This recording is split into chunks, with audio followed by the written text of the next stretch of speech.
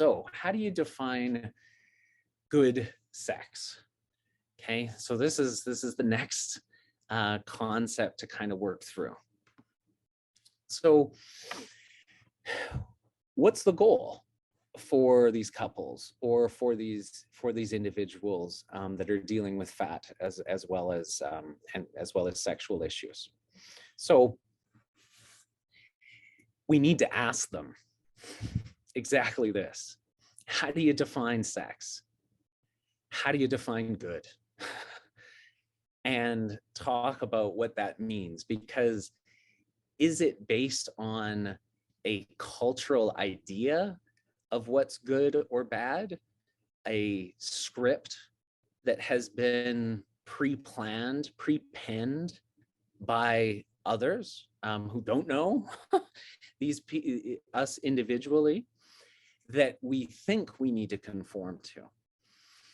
And that's really where the good enough sex model came out of for Barry McCarthy's work, was that it is not going to be porn sex or amazing sex every time, even if we're in a healthy and securely attached relationship.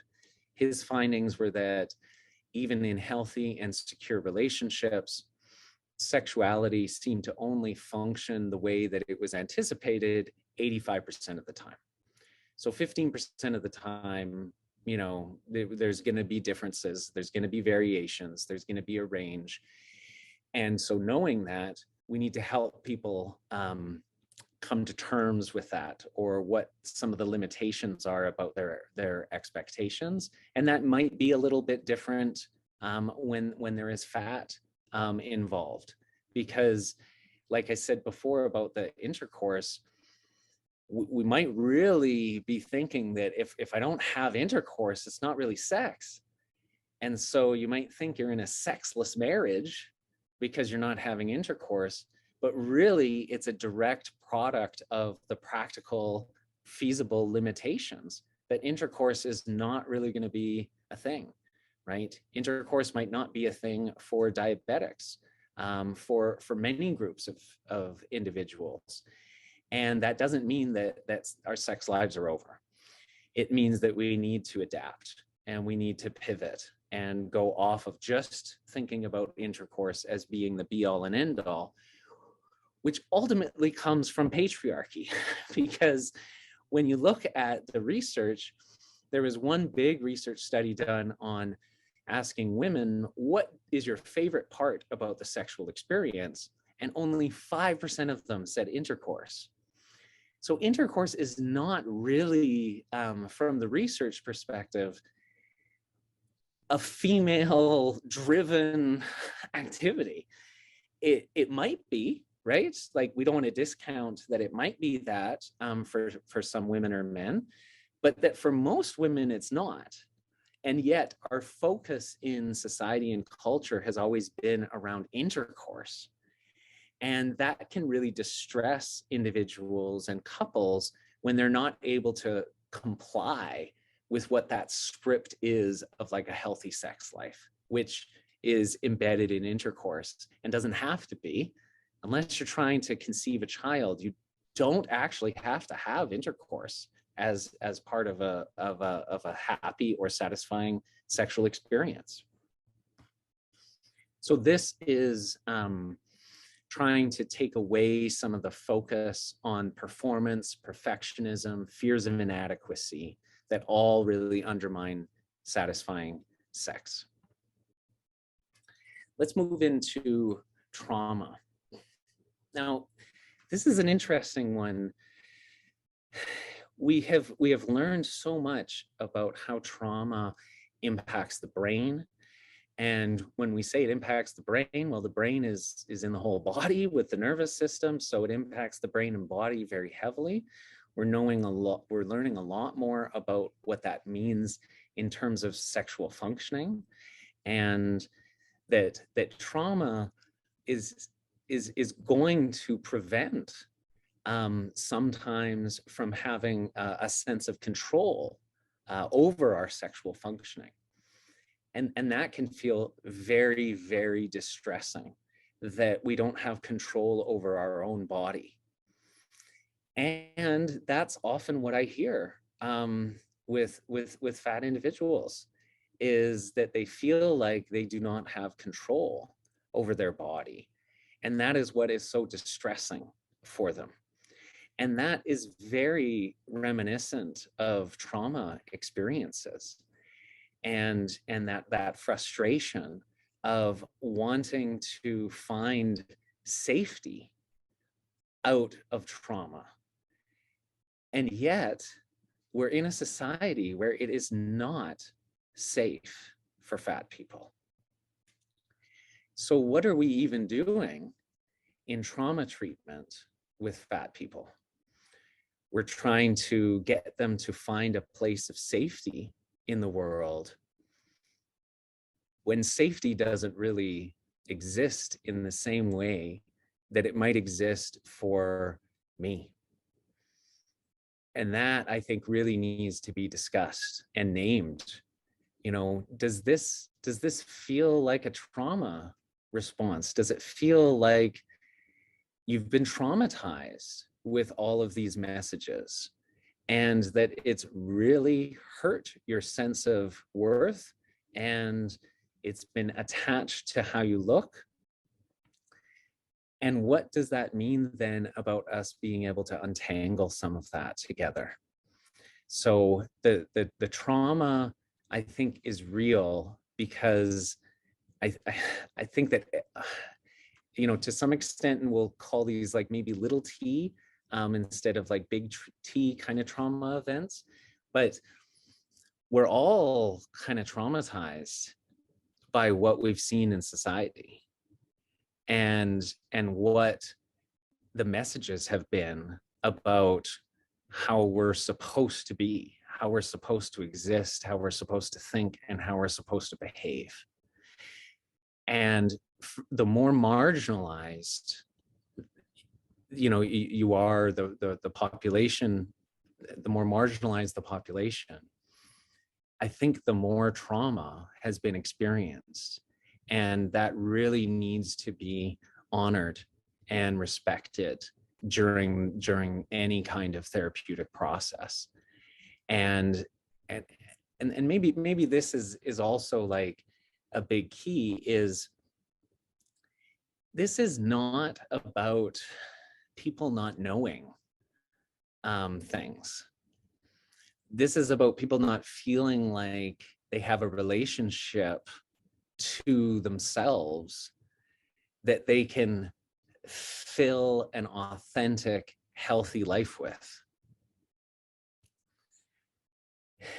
And so I really think that if we look at this through a trauma lens as well, we're also better understanding and respecting the adaptations that fat has led to, or that fat phobia has led to, and really honoring that instead of insisting on any kind of change, really meeting our clients where they're at in that space, validating it, empathizing with it, and understanding it, and then maybe being able to move through it. But the first step really has to be honoring and listening to these experiences. So I've already talked a little bit about the attachment strategies, and how I do see some correlations here around avoidant attachment. And let's also name, you know, avoidant attachment isn't an intra psychic process. Avoidant attachment is because we have learned that our attachment figures are unreliable and inconsistent in terms of giving us what we need. And so that really means society as an attachment figure is likely very unreliable and inconsistent, especially when you're looking at like maybe body positivity, in certain fat social media areas. Inconsistent, unreliable, which was also that one of the findings about how frustratingly slow everything is going. And I think that all of that really would promote wanting to be on the side, wanting to withdraw from what is seemed as dysfunction in terms of society, and having to sacrifice a little bit of a sense of belonging to that dysfunctional society in order to remain authentic. But then that authenticity has to be very, very guarded and protected. And so I think that would also be correlated to some withdrawal strategies when there's relationship dynamics that are going on there. And that brings me to the EFT cycle, and thinking about how we can put fat couples, or if one member of a couple has fat, and plugging it into this cycle. And perhaps there's more correlation with some avoidant attachment that's happening because society has also been an attachment figure that has been very unreliable, inconsistent, and not giving us what we need. So the impulse or the action tendencies might be to withdraw as a way of operationalizing the cultural imperative of invisibility. And the messages from culture have been impressed upon people to do so. So this may mean that there are certain dynamics that play itself out in terms of like a chase or a protest polka. If you're familiar with EFT, it might be that the male in these relationships could be pursuing sexuality, and the females having an instinct around withdrawing from that. And that would make complete sense and be totally understandable. And it might help us really be able to validate why these moves are happening in the system. Like, of course, you're not going to just trust what he's saying to you.